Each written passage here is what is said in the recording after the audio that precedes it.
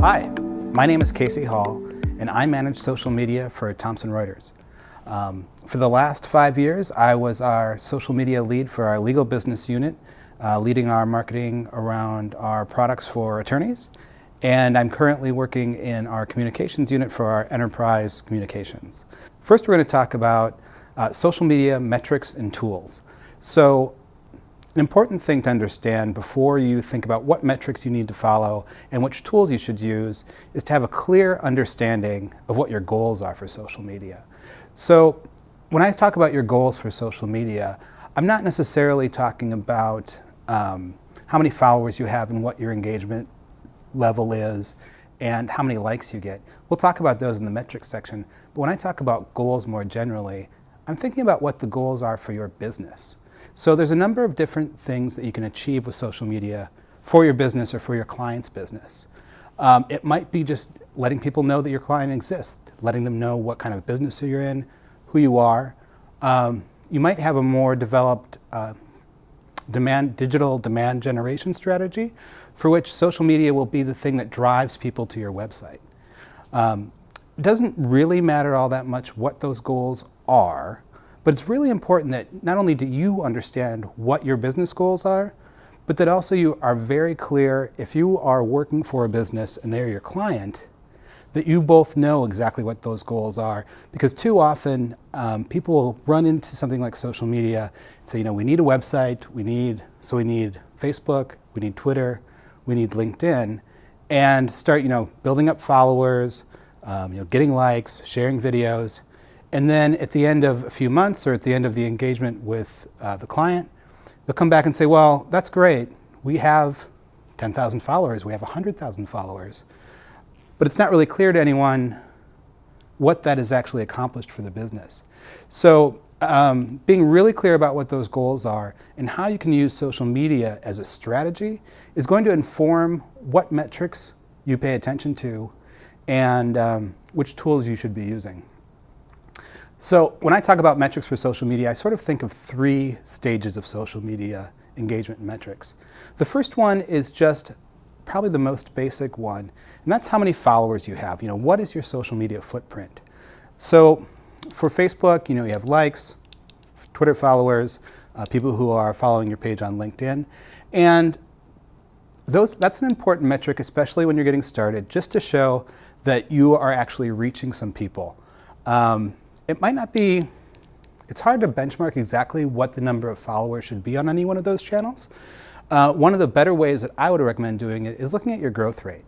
So if you're able to grow your follower base by 5% month over month, that's probably a pretty good growth rate. And you should expect that if you are starting a Facebook channel or a Twitter channel or a LinkedIn channel, it's going to be months or maybe a year or 2 years before you really get a robust following. Now, there's different things that you can do to increase that follower growth, but that's one of the basic things that you should start doing is tracking that follower growth month over month, figuring out what is adding followers, and do more of those things, obviously. So in addition to looking at the growth of your followers, the next level of measurement that I pay a lot of attention to is engagement.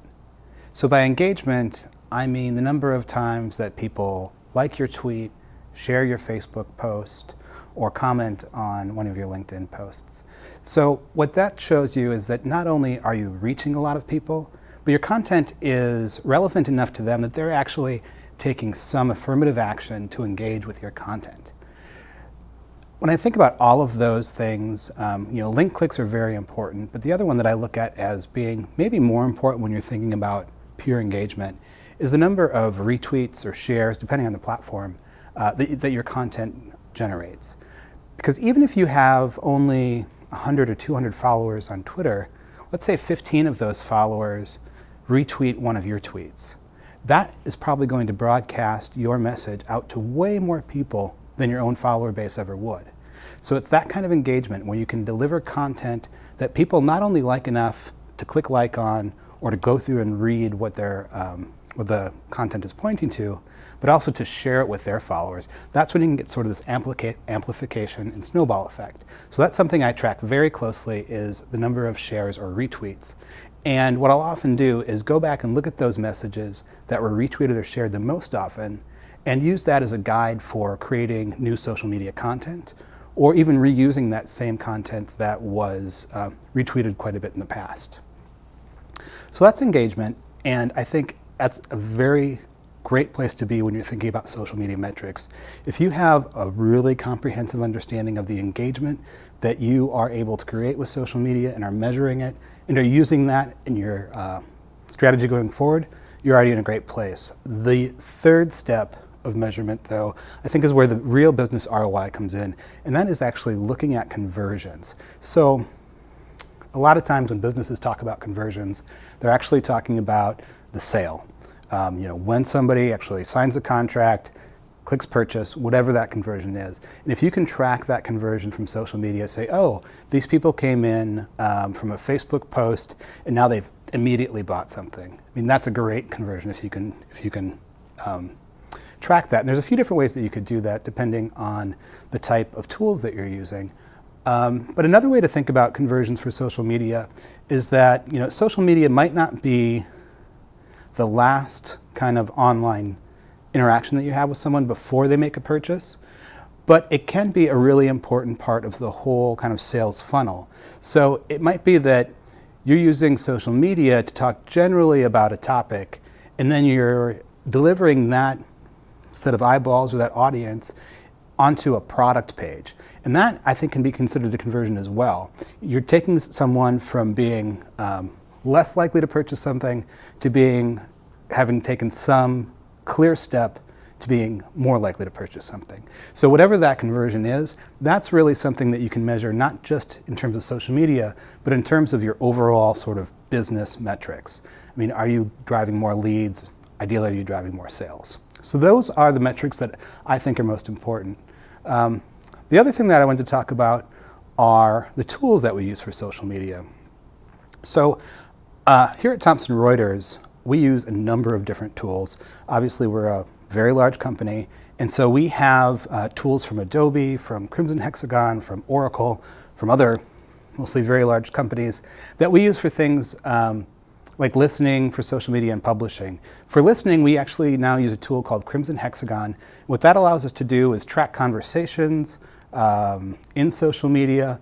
If there's a reputation management concern we have, if there's some sort of social media crisis, we can see how many people are talking about that and try to understand if we need to respond or not. We can also see how many people are talking about our products, what our competitors are talking about. So those are all important things that we do with our listening tool. The other type of tools that we use are publishing tools. So you've probably heard of Sprinkler, Spreadfast. We use a tool called Adobe Social, which is from Adobe. And what that allows us to do is, for a whole bunch of accounts at the same time, if we want to, schedule out social posts, associate them with campaigns, do all the kind of metrics and tracking things that I was talking about before, and then go back and look to see how effective all those things are. And again, this is a big kind of enterprise tool that you would only need if you were working for a large corporation that had sort of a global social media reach. That being said, there are quite a few tools out there, and some of those I still use in conjunction with our enterprise tools, which you can use. And if you're working with a smaller client or a small business or your own social media accounts, these tools are sometimes free, sometimes very low cost, and can give you a lot of value for very little money. The two that I'm going to focus on are Hootsuite and TweetDeck, and they're fairly similar in what they do. The image that you'll see here is actually Hootsuite. And Hootsuite allows you can't do the same sort of whole bunch of channels with the regular Hootsuite, but you can schedule out social media posts across Facebook, LinkedIn, Twitter. You can listen to other conversations that are going on. You can get some very good, if not highly detailed, but very good measurements around engagement. You don't sort of get the conversion level of metrics, but you can get really a nice report that will show you how well your social media is functioning for you.